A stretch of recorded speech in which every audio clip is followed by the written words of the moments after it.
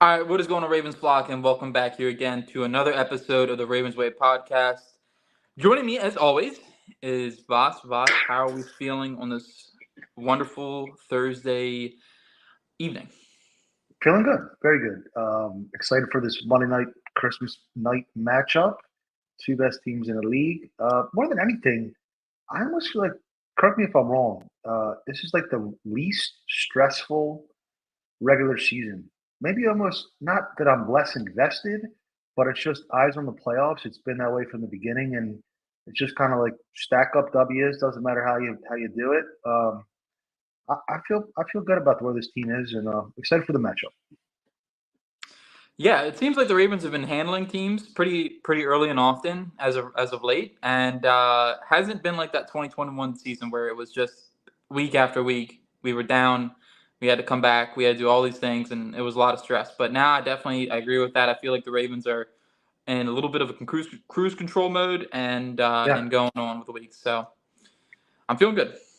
that's a good way to put it. Cruise control. I kind of feel that way. I don't know. Maybe it's just a product of getting older or whatever. But speaking of cruise control, let's review this Jacksonville game a little bit.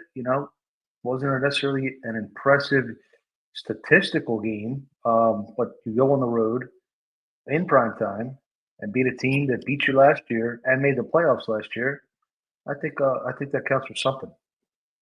Yeah, and especially in such an impressive fashion where they just it seems like they almost forced the Jags to crumble upon themselves.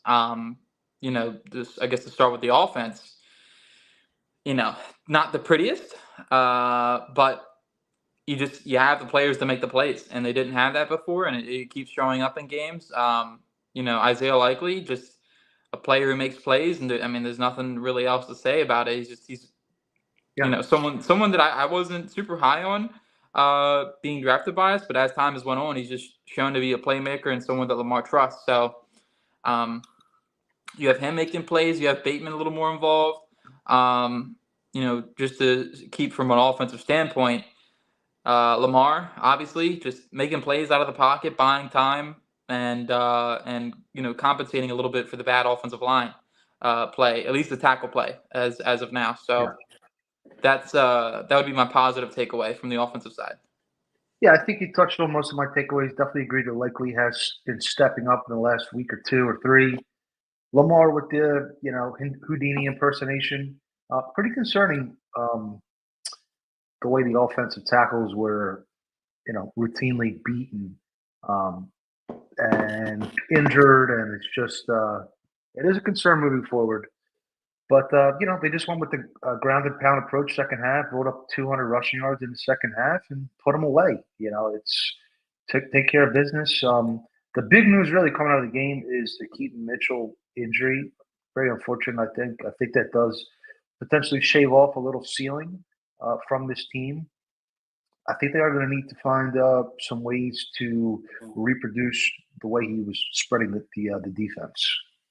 Yeah, I would agree with that. To the offensive tackle point, Ronnie Stanley really cannot plant on that leg. It does Yeah, not look pretty, and I'm sure we'll get into it in the preview with the two edge rushers coming up. Trayvon Walker and Josh Allen were not slouches at all. sure. And as we pointed out in the preview, um, Josh Allen had 13 and a half sacks coming into the game, and then he left the game with Yeah. six hurries and two quarterback hits. So, Ronnie Stanley, I don't know what you can really do at this point with him in terms of trying to get him healthy. Maybe some Ray Lewis deer antler spray or The some holograms.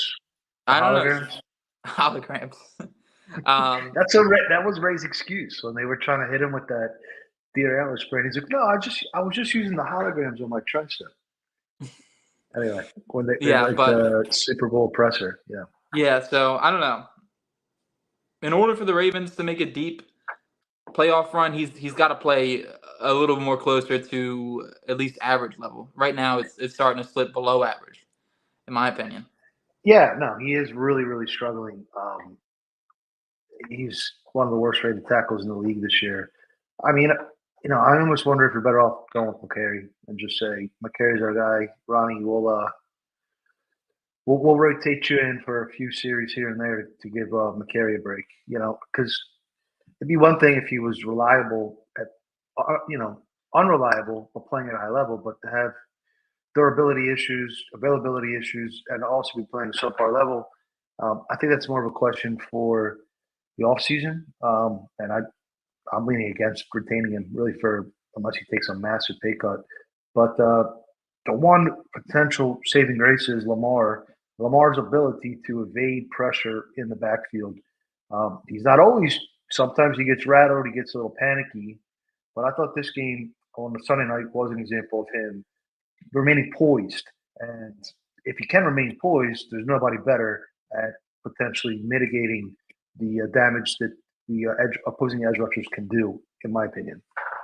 Yeah, definitely. And to your other point about the offense, and we'll go flip to the defense. Keith Mitchell going down. That's just it's tough. It's tough. It really is tough because it does seem like this was going to be one of his better games on the ground. If I'm not mistaken, he hit 70 rushing yards before he was out. So, um, you know, you just I don't know. You hope for a successful surgery with him, and you hope that the Ravens. Maybe Melvin Gordon can do something. Mark Ingram's name has been floated around. I mean, I don't But they're know. just another version of Gus. I mean, they're just a different, another battering ram type of guy.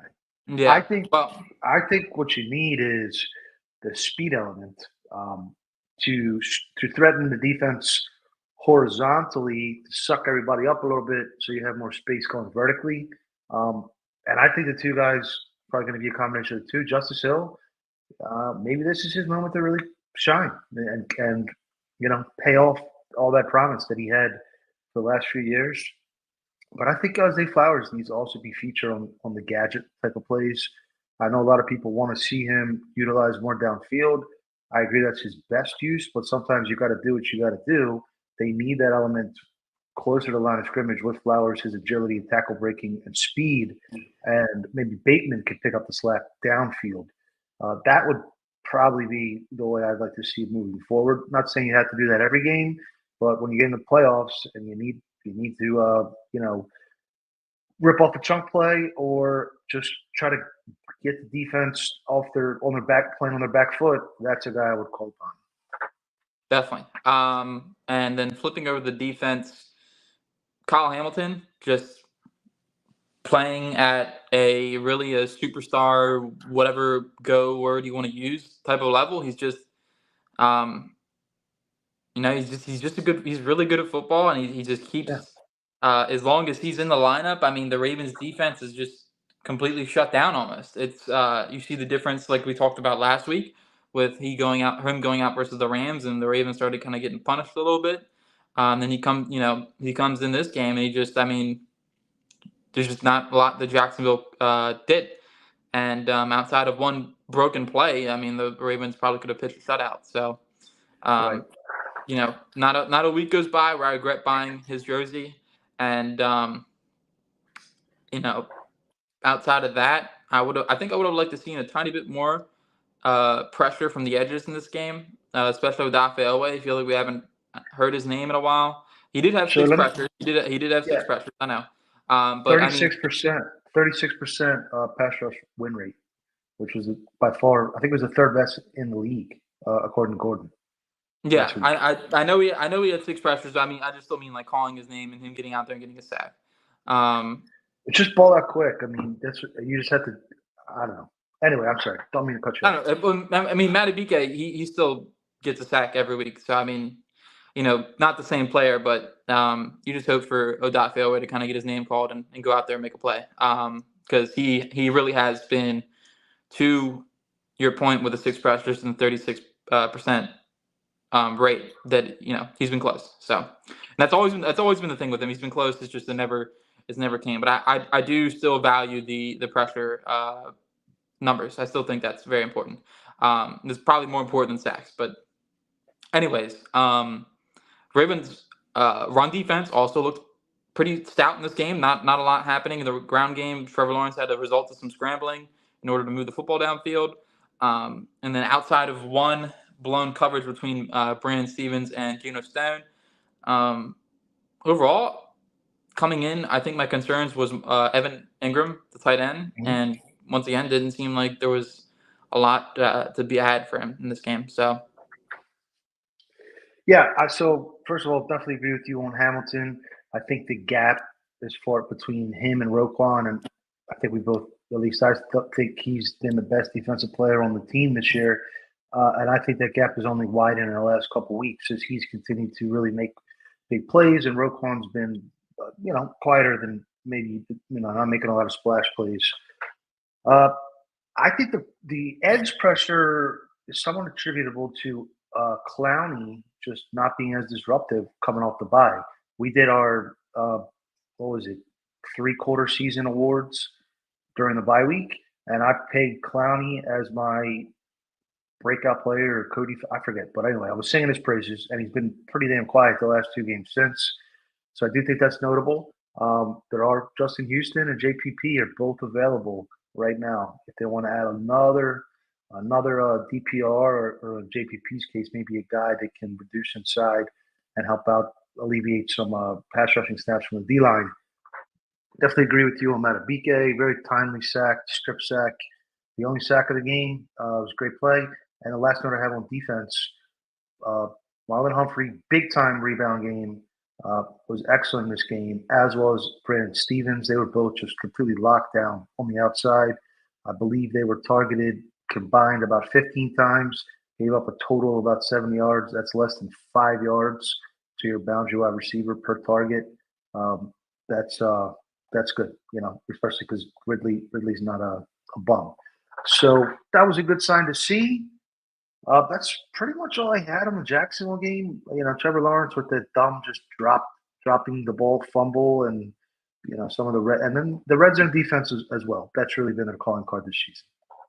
definitely, and to the point I made earlier, that the Jaguars are kind of crumbling. Yeah, You don't want to get downfield and get hit by our guys. I mean, this is a very tough defense. This is a very physical defense. And not to say that the reason why Trevor Lawrence fumbled the football is because he was worried about getting hit, but there is a mental factor that there is a mental aspect to the game of football that you do not want to go downfield while you're running and get hit by those guys. But he also needed to pick up a first down. So um, it's tough, and I still, like I said, on the last week's podcast, I still believe in the defense, and I'm glad that this game they kind of reloaded up the spine a little bit and held strong. So um, these next the two games are pivotal for the defense. Now, are they elite? Are they like a defense that can carry you through the playoffs, which is really hard in the modern NFL, or are they just a really good defense? So anyway, yeah, the only I just had it. The only other thing I would add is to the JPP, the Justin Houston or Ndamukong Suh. I think they do need another defensive lineman just to come in and take in a couple snaps and keep everybody healthy and just keep guys fresh. And I'm not against that. I would be for one of those three coming in and just adding another guy. I thought I saw Sue latched on with somebody, but I could be He wrong. he did he did a with the Dolphins. Okay, He did a workout, but he didn't get signed. okay, that's what it was. You're right. Yeah, a little bit more. If you have to deactivate Trenton Simpson or even Davius Robinson, so you can get Justin Houston in there on third downs. You know, we know we know JPP and Houston fit the system and the scheme, so it wouldn't be a ramp up period like it would be for some other guys. So it is very late, but every little bit helps. So especially when you're losing guys, because again, you lost Mark Andrews, Isaiah Likely stepped in. You lost Dobbins, Keaton Mitchell stepped in. Now you lose Mitchell. You are suffering some attrition on the offense as far as the explosive ability. Definitely. And the last thing I will toss in for the Jags game is I said it on the last podcast. I called it. It's the first time calling it. It's 2 yards away. I just moment of silence. Charlie Kolar almost touchdown.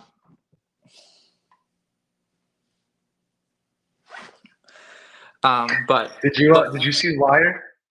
I did, and he looked like he was gonna cry. He looked I don't know so if he upset. was going to cry, but the entire team was just giving him a hard time for that, busting his balls for not getting in. Offense, Lamar's like, just jump over him, and like everybody, even That's the what I defense said. That's too. what I said after the play. When I was rewatching, I'm like, why didn't he just jump? And then I got mad. I'm like, Yeah, why did the defender have to go low on him? But then he's like 6'7". He's taller than everybody, so you just go with the leg. So right. I don't know. Maybe there's a R.I.P. Christmas miracle. R.I.P. Yeah, R.I.P. Vokalek, by the way, Yeah. signed off the P squad. He's gone. Um, Arizona loves our former tight ends. They do. Max Williams, Vokalek. I feel like there's another guy in there that I'm missing, but There's a Heap. They took Heap after we had him. I think he yeah, played his exactly. last year there. Yeah, They love him. I think They so. love him. He's from there. Mark Andrews will probably play there before he's done because he grew up in Arizona. And so did Suggs, and that's why Suggs went there too. What's going on with this Arizona connection? I don't And know. Chris And then, McAllister went to Arizona too. What's going on? yeah, and then there was there's another player I'm thinking of, but it's not popping. It's not popping. Somebody But went to A anyway, State, but I can't remember. yeah. And then of course Yeah, Marquise Brown went to Arizona as well. So yeah, he was yeah. traded. He was traded. He wasn't willingly going there, but he did. He picked. Anyways, flipping All right. anything in the middle here before No, let me set the table real quick with this interesting stat I saw. If I can find it, this is the third regular season game in December since the 1970s merger that pits the number one team in the AFC against the number one team in the NFC at the time of the game. So that's pretty cool. That's this is like game of the year kind of stuff. yeah, and wasn't I mean, assuming it's only been what? How many times did you say? 3? 3 times since 1970. So would the last time be 2019, the Ravens versus the 49ers? Would that be the last time? The rain game. I don't know if the Niners were in first. Were they? No, I don't think so. I think they would have. Who Well, I'm who would not be positive. ahead of them? The Rams? Oh, it's been a while, dude. I don't remember who was in first place, and I don't think that was in December. That game was. Well, that was a rain game. I remember it was pouring down rain. Anyway, No, we were both 10-2, so that might have been like a November game. yeah, yeah, could have been. Anyway, just interesting to. I mean, essentially, you have what could be a Super Bowl preview on the regular season schedule. You don't necessarily get that with two teams that I think they're clearly the best teams in their conference after we've seen how the Eagles and the Cowboys and the Chiefs and whoever else has played the last couple of weeks. So And the Dolphins. yeah, let's get into it. Let's dig in here. I think there's a lot of matchups. There's a lot of interesting um, caveats and nuance to this game, and I think the number one battle is Mike McDonald's defensive scheme against Shanahan's offense, the number one most efficient offense in the league this year. It's like I think it could be a chalkboard game in some ways. What do you mean by that? Chalkboard game? X's and O's, and it's basically who's the play callers are going to decide. Oh, okay. Yeah, I mean, it's tough. It's tough. I guess we'll start defensively. You got Ayuk, you have Debo, you have Kittle, you have CMC, you have those guys, and then you have Trent Williams, who is a Hall of Fame left tackle. And then you got to think about matchups between these two teams. You have Hamilton, who I think could match up well with whoever you want out of the slot, whether that be Kittle or the other backup slot receiver they have, Juwan Juwan Johnson. Jennings. Yeah, Juwan Jennings. I was too busy to think about the New Orleans Saints tight end tonight. I have a couple parlays going on him, but I just think that the Ravens do match up decently well. I think the biggest matchup out of all of them will be Stevens and Ayuk. I trust Marlon on Debo pretty well. This Debo isn't this hefty, crafty route runner. He's more of a this bulldozer, and I think Marlon Humphrey is kind of a bulldozer in his own way. But you have more of the savant route runner Ayuk, Mm-hmm. and we'll see what happens with that and him and Stevens. I think that'll be the matchup to watch, in my opinion. I wouldn't want Marlon on Ayuk. I feel like that's a little too much for what's happened so far in the season with his foot and stuff. And then the last one I'll mention here, Voss, before I turn over to you is Queen Sure. is Queen on CMC. That is That was my first point. that Yeah. that's not ideal. Queen is obviously playing well, and I'm sure he'll get a nice contract from somebody, but coverage is probably his weakest spot, and Christian McCaffrey is a wide receiver playing running back. Probably one of the unicorns in the NFL that I would not put in that don't pay a running back category, because he really, I mean, he's got 20 touchdowns He's a this year. He's got 20 touchdowns. I mean, he's a slot receiver and a running back. That's why yeah, that's why we're paying. yeah. So Um, yeah, I think this is a tough matchup for Queen. We saw him struggle against the Rams and McVay a couple weeks ago. Obviously, they run a pretty similar scheme. Um, and the I Colts do as think, well. The yeah, Zach yeah, Moss yeah. touchdown. Yeah, that's a good point. I do think that the Ravens can get after San Fran's O line a little bit, especially if they get the game script in their favor. I think Clowney on their right tackle McKivitz favors the Ravens. I think he's in below. I was looking at it earlier. I think he's in the 50 range on PFF as far as his grading. They also have Matabike against their interior O line. I had Banks start last week. I saw was it Burford, Spencer Burford, I think, might come back Yeah, this week. Either way, Matabike is playing at a high enough level to do pretty well against their interior blockers. They really have one good blocker on their line. I think their right guard is pretty decent. I don't recall his name at the moment, but it's hard when you have four weapons. That's kind of last 2 years ago when people were saying it was no problem. When who needs Hollywood Brown? Who needs receivers? You have Mark Andrews and Bateman. And my whole point was, well, look at these teams that have three or four legit weapons and how hard they stress defenses. And that's what they do. San Fran lost those three games in October, I believe, in a row. And I, I believe Debo was hurt and Ayuk was in and out of the lineup. And since then, I mean, excuse me, they have it's really hard to contain when you have four like all pro types, two receivers, a tight end in the back, and Purdy's playing pretty efficient ball. I'm not enamored with Purdy. In fact, he threw two interceptions in each of their final two losses during that three-game losing streak, and I think they've been almost like the Ravens, 2019 Ravens over these last month or so, where they're playing front running football and they don't have to chase points. And I'm not quite sold that Purdy will be nearly as efficient when he has to chase points, just like Lamar wasn't quite as efficient when he had to chase points at 19. It's just the natural state of it. yeah, and to me, I think the two matchups that are probably going to be deciding. Well, I'll go three.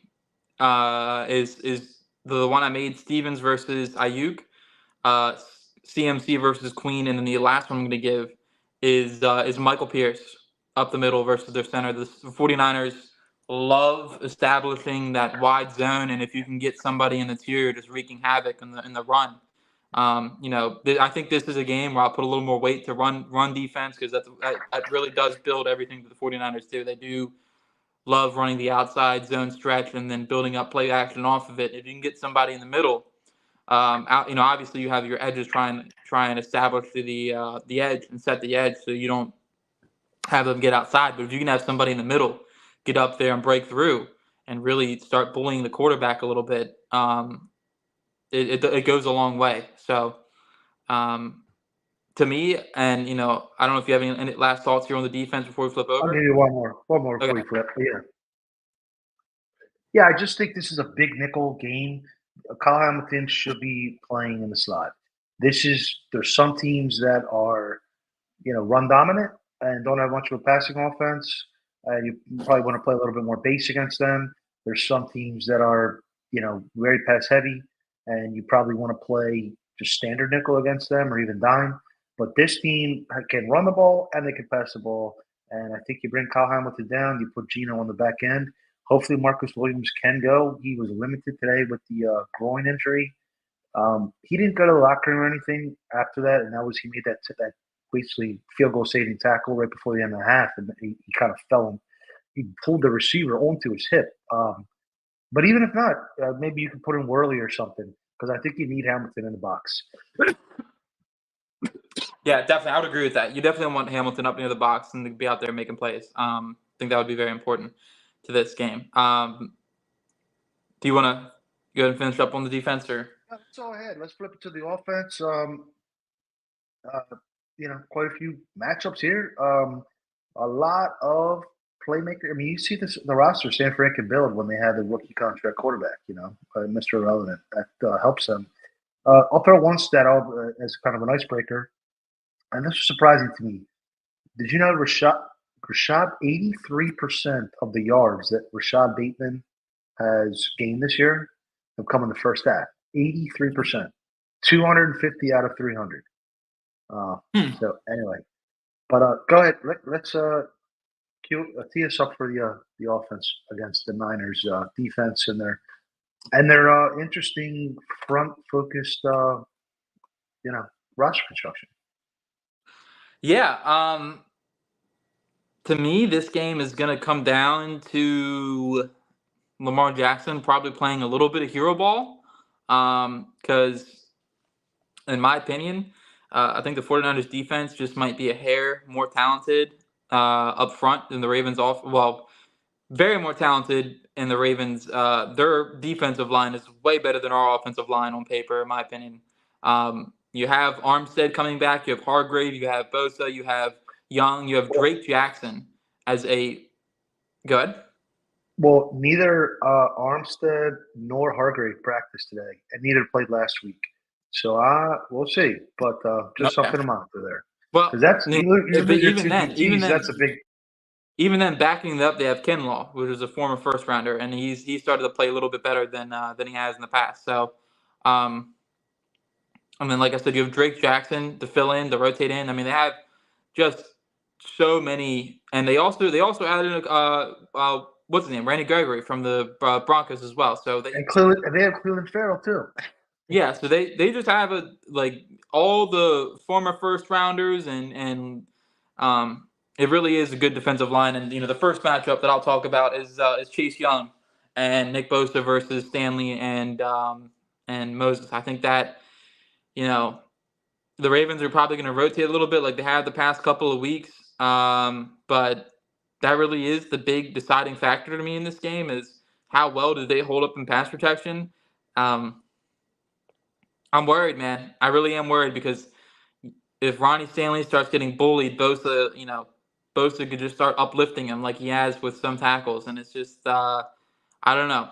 I don't know. Can Makari go out there and then maybe pitch a hero performance?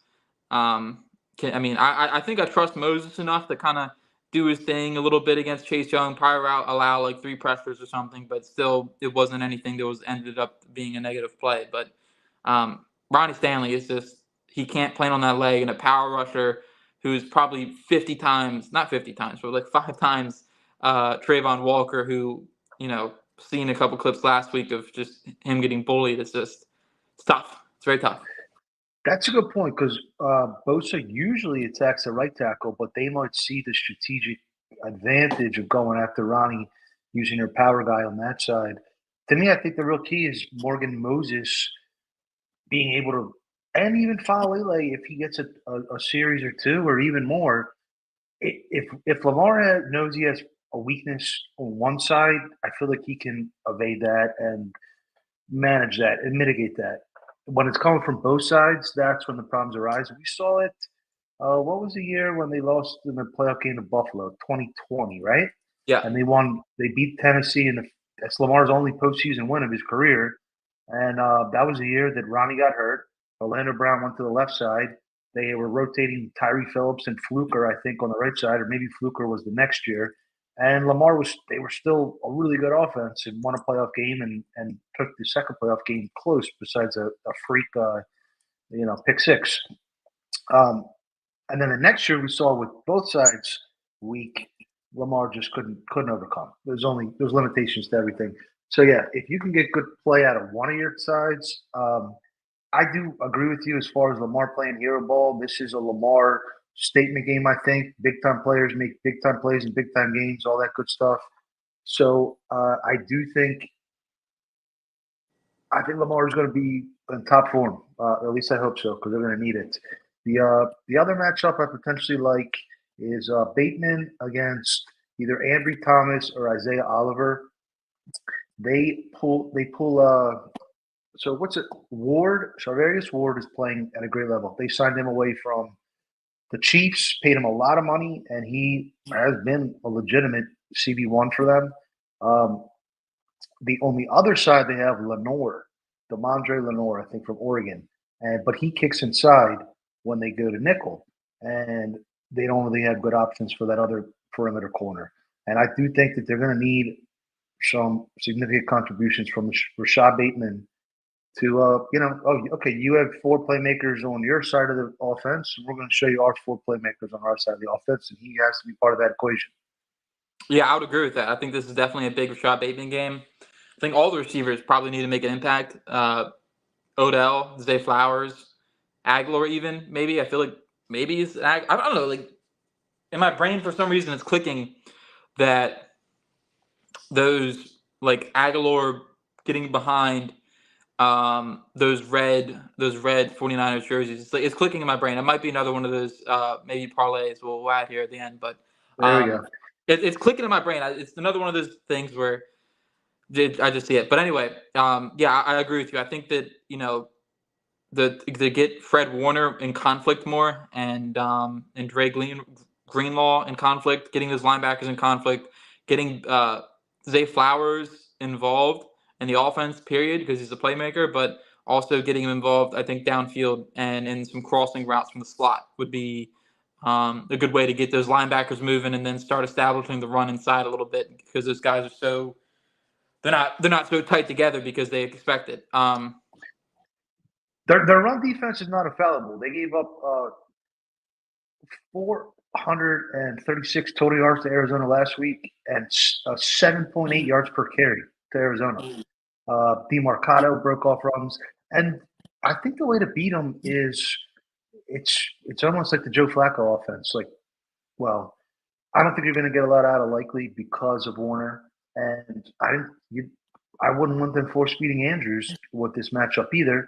They did lose their safety Tufanga, who's kind of almost like a Kyle Hamilton, less athletic Kyle Hamilton, more of like a Bernard Pollard, Kyle Hamilton hybrid.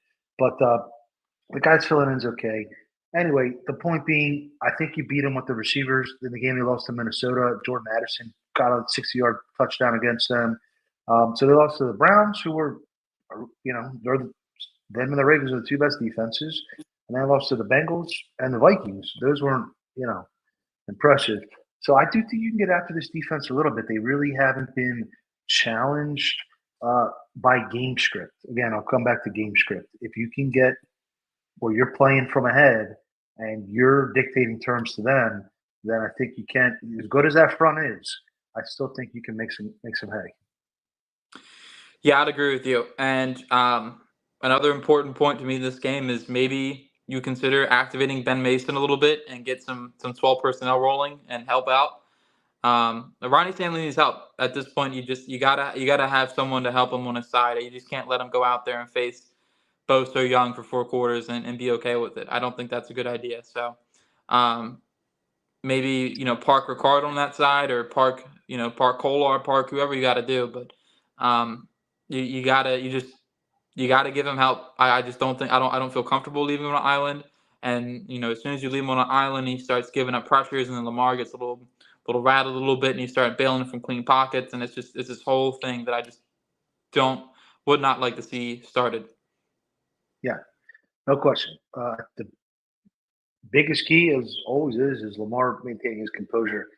All right, so let's get into this. Let's do our predictions for this Ravens game. The Ravens are +5. The total's 47. Carl Hamilton was saying they feel a little bit disrespected by that line.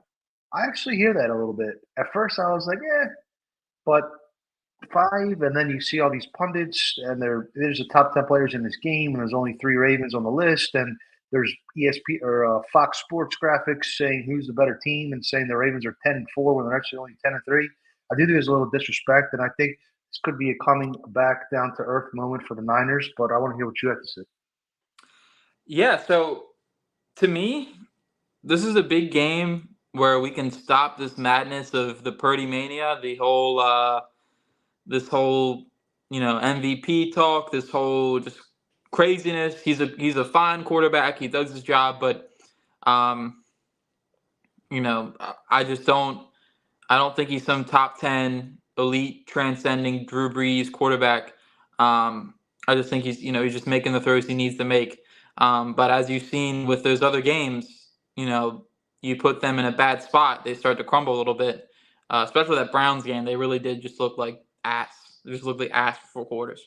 So Mike McDonald, to your point you made earlier, you just got to lock in. You gotta start putting guys in. You got to let Kyle Hamilton roam a little bit and make some plays for you. You got to let maybe mix in a little bit of Marlon Humphrey in the slot as a slot blitzer. But you just gotta find a way to limit. I think limit the run as quick and as early as possible, and then make them throw the football on you and see what happens. Because Purdy will probably give you a couple if you let him. So I'm gonna Yeah, go. well, so you're stopping the run first before because you want to focus on stopping the run first Yeah, because that's opposite of what they've done all year. I mean, they're tremendous against the pass yards per, but they're not up to the normal standard in yards per rush. But they still give up the fewest rushing yards because they're always usually winning. right. Well, um, anyways, I'm gonna give my score prediction here, boss. I'm gonna go ahead and go with Ravens 31, 49ers 29 in some game-winning Justin Tucker field goal type of moment where the Ravens kind of walk it off and everyone's running on the field. I just think that at the end of the day, um, it's a quarterback-driven league. We have the better quarterback, and the Ravens are a lot more well-rounded team, in my opinion, than the 49ers. We're very close there. I agree with you on the superior quarterback being the difference. I trust Lamar in this situation, and I trust Roquan to implement version 4.0 of Mike McDonald's defense that is specifically targeted to these wide zone offenses. And I do think they're going to force Purdy into 2 interceptions, actually. And that leads me to my final score, which is only 1 point different than yours. Ravens 31, 49ers 30 is what I'm going with. As far as props, I just put one single game part together, same game part. Ravens +5 over 47. I do think it's going to be high scoring, and some of the scoring could come from defense or defense giving them short fields. But I do think it's going to be high scoring. So you can par Ravens against the spread, the over, Lamar over 60 rushing yards, because I do think that they're going to be able to get the run game going with or without their D tackles. Um, Lamar's just too dynamic to stop him when he wants to. And Rashad Bateman over 25 receiving yards, which I think is pretty doable, plus 750. So that's my par. Ravens against the spread, over, Lamar rushing yards over, and Bateman receiving yards over, plus 750. I'm gonna go with I think I'm gonna start off with Nelson Aguilar over receiving yards. I feel like this is just a game he just gets one of those catches like a 20-yarder, and that secures it pretty easily. Because I was looking at the line earlier, I think it was like 13.5 for him. I'd have to double check it, but it was like a one of those he gets a chunk play and that's it. And then I'm gonna go with Gus Edwards to get over 9.5 carries. I think he breaks that number pretty easily. I think the Ravens probably want to establish the run as they always do. Um, And their linebacker's a little undersized. He might be able to big boy a couple of these guys, even Warner. yeah. And then I'm not gonna do it again. I'm not gonna do it again. I'm not doubling down on it. But if there is a Christmas miracle, just know that it was going on in my brain. Is how man. Anyways, and then the last one I'm gonna go with here, Voss, is Ravens defense. Anytime touchdown score. I think they probably, uh, in order to get this game to tick in their favor, is the defense needs to make a play, and they made plays last week, and coming up here, it's a big moment, and I'm going with that. I'm going with Yeah. those are my ones. I'm not going to go crazy this week. Hard to win on the road on Monday night against an 11-win team with a negative turnover differential. Who do you see? Who do you see getting it? Um, didn't Arthur Mollett pick up the fumble last week? He did. He's Um, hurt though. yeah. He's hurt and he hasn't had the best 2 week span. 3 weeks. Um, I'm gonna go with Owe. I'm gonna go with Owe. He needs I a play. like it. He needs a play. Owe on Trent. I would always put Owe on Trent the whole game and just say occupy him and give him trouble.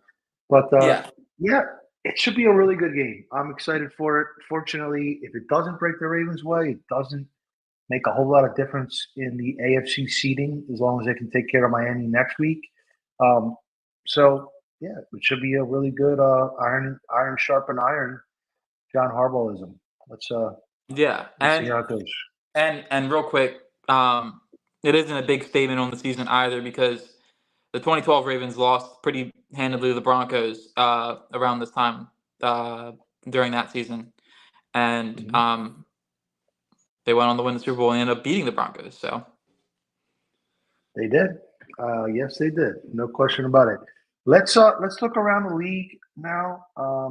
At first, let's look at this Thursday night game that's going to be kicking off here soon. Uh, the two cap manipulating teams, most cap manipulating teams, who are both surprising to many conservatives, are still in the playoff hunt. We have the Rams and the Saints. Rams are favored by what? 4? I think I saw 4. yeah, last time I saw was 4.5. 4.5. Thursday night breakdown or Thursday night predictions. Um, it is in LA, but at the same time, that's not really much of a home advantage. So I'm gonna go ahead and go with in terms of props, uh, Rashid Shaheed over 2.5 receptions. I like that prop. I think they're gonna get him a little more involved Get here. back. Yeah. Good. Um, they need the explosive plays, and then Kyron Williams anytime touchdown. It feels like it's almost a lock. It's starting to become a lock every week. Have him in fantasy. Hope he absolutely explodes tonight. I desperately need him as my team is starting to fall apart in the playoffs with injuries. But and then the last prop I'll give you is I was looking at it earlier and it was A.T. Perry over 13.5 receiving yards for the Saints. Yeah.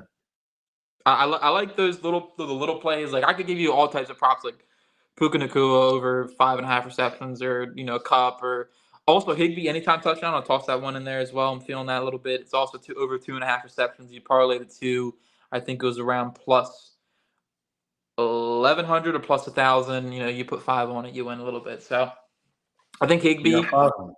Yeah, I think Higbee could have a nice one. But in terms of the outcome of the game, I don't know.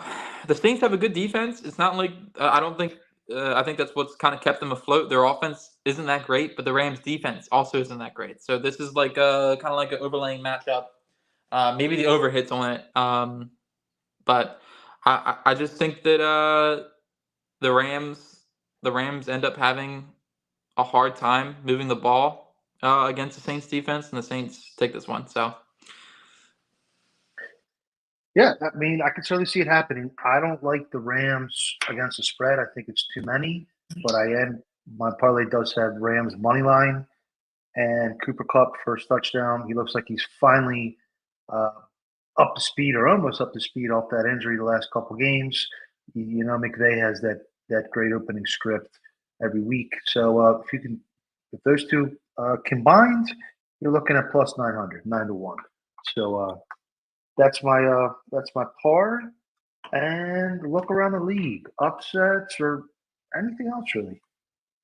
Um, I mean, I guess you could pick the Ravens. Ravens are technically an upset of the week. They are not favored in this game, but obviously we already picked them. So looking around the league, man, I was looking at a couple here on my parlays, and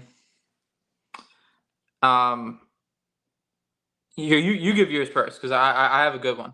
I want to say. Okay, there was three I was looking at. Dallas +1 at Miami. I personally think Miami's going to win that game, but Dallas easily could. You know, that's what you get with a small spread, two good teams. Vikings +3 against the Lions. The Vikings are at home. And the Vikings defense under Flores with this just heavy blitz, heavy deceptive pressure combination, they're a top 10 defense in the league this year with, bottom third defensive talent, probably. So that's pretty good. I just don't quite trust the Vikings, quarterback situation. So I'm going to go with Indianapolis +2.5 at Atlanta as my upset of the week. Atlanta's offense is just gross lately. So I will go with the Fighting Minshews. Well, do you have mine written down from last week? Yeah, I'll look at it. Let's see if I can find it.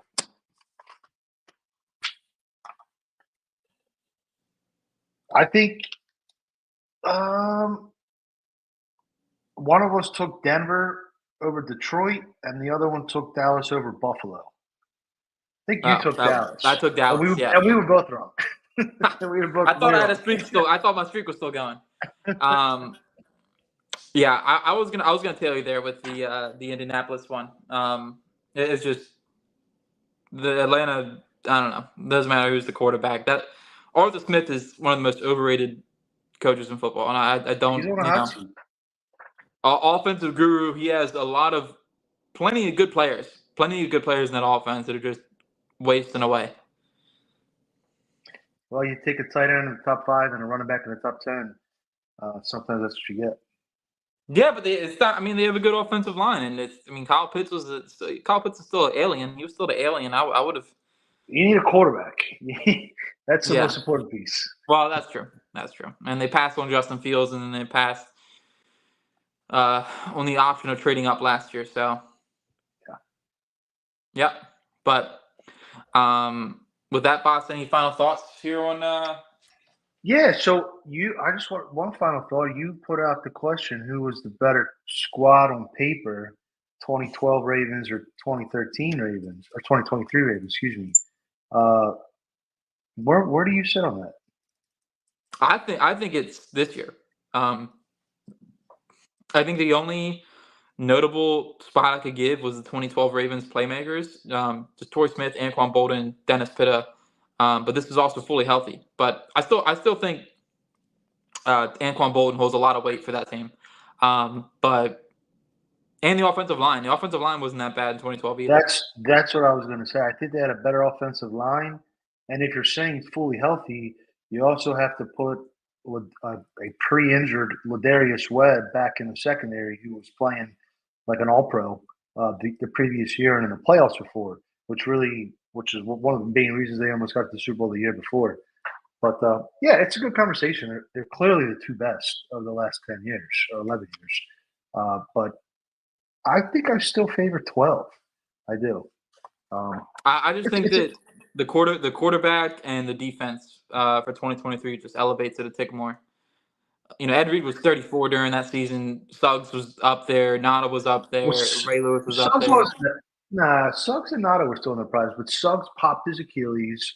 Ray Lewis tore his tricep. Their best corner got hurt. They had Jimmy Smith as their third corner, so that's pretty good. I know you like Jimmy a little bit. I do, Yeah. but So interesting conversation, but it's good to have a team that is top five talented roster in the league as much as possible, more than once every 10 years, hopefully. hopefully. But with that, Boss, we'll go ahead and get out of here. Happy holidays, everybody. Hopefully Merry the Christmas.